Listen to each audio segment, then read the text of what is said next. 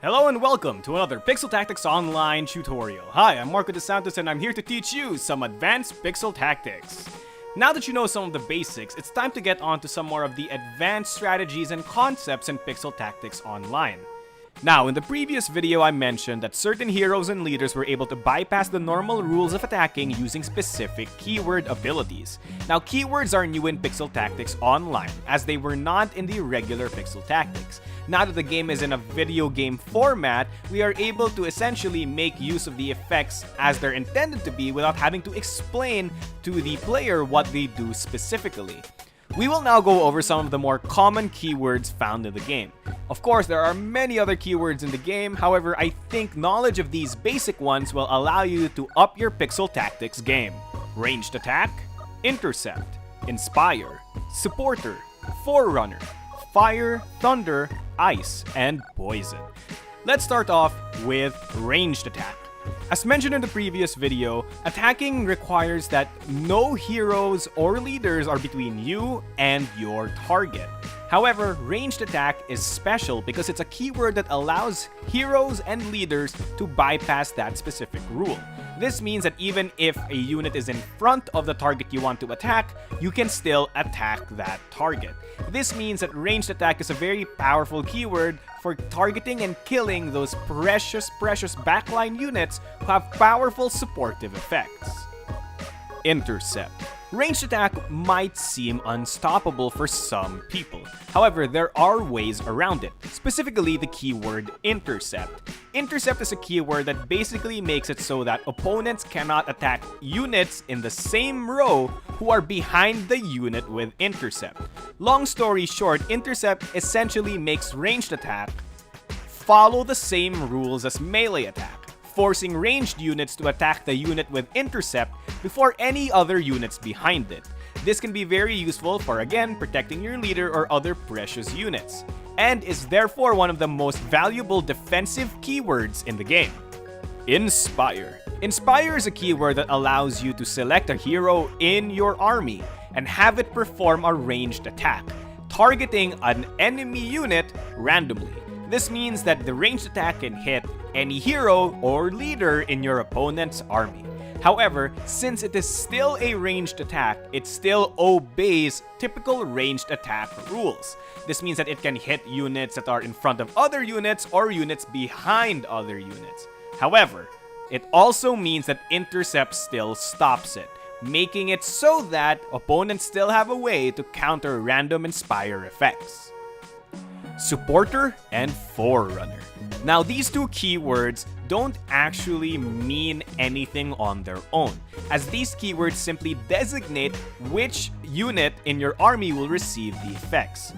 When it says Forerunner, this means that the unit in front of the unit with the Forerunner effect will receive the effect.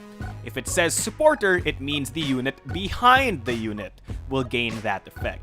These two keywords are very important as they are found on a variety of cards and offer a variety of effects, ranging from things like Supporter ranged immunity to Forerunner strength +2.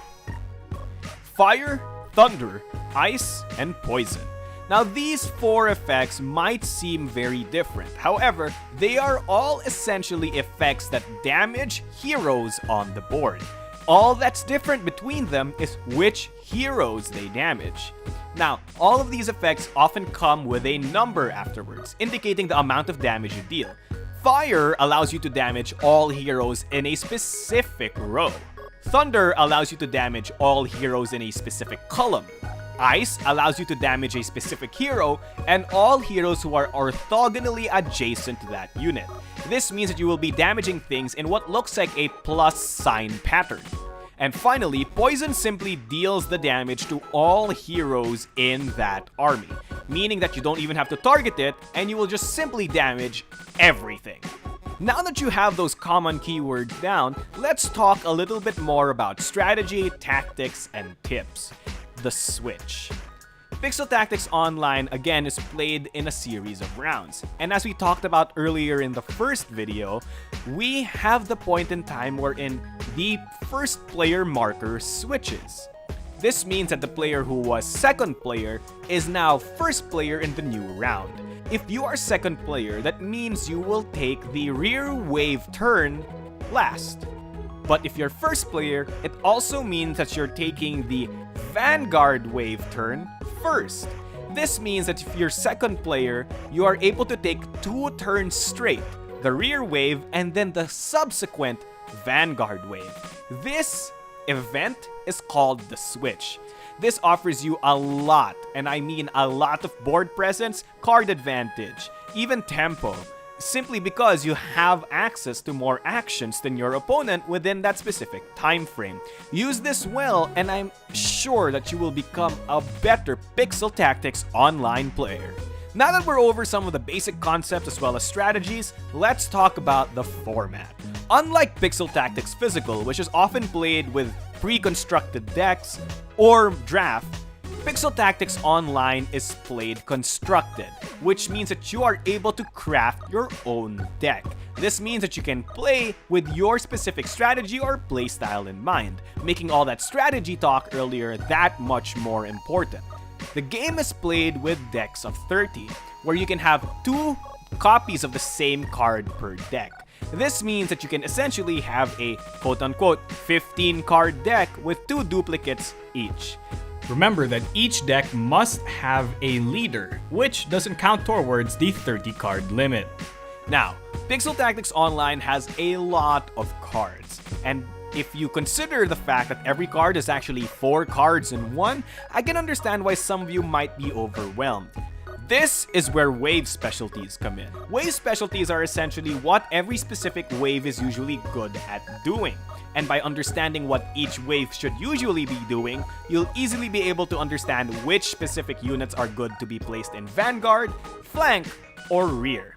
Now, let's try to understand those mnemonics right now. First off, the Vanguard.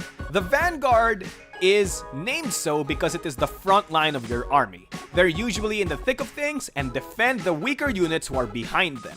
Vanguard units specialize in having high stats, be that health or attack, and usually have defensive abilities that allow them to protect your leader or other weaker units. This is why many Vanguard units have the Intercept keyword. Remember this, as you may want to put more stat-oriented characters into your Vanguard waves. Second, flank. Flank units are supportive buff units who often boast the Forerunner and Supporter keywords, as their Forerunners, which are the Vanguard, and their Supporters, which are the rear, are easily accessible from that middle space.